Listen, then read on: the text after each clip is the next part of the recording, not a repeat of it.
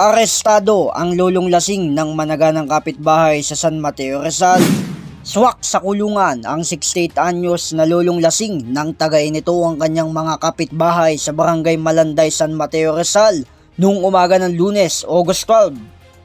Base sa investigasyon ng pulisya ay nagkaroon ng pagtatalo ang lolong suspect at kanyang kapitbahay hanggang sa humantong na sa bulyawan at pananaga.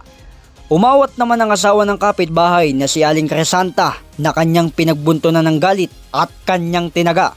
Nakadamay rin ang anak nito na si Jennifer. Sa pagtutulong-tulong ng magkakapitbahay ay agad na nai-report ang insidente sa barangay na dahilan para maaresto ito. Nakumpiska naman ng pulisya sa lolong suspect ang 21 pulgadang haba ng itak na kanyang ginamit sa pananaga sa kanyang mga kapitbahay. Habang kasalukuyan naman nakapitan lolong suspect sa San Mateo Custodial Facility para sa kanyang kinaharap na kasong frustrated murder. J. Martin, JKRS News and Public Affairs.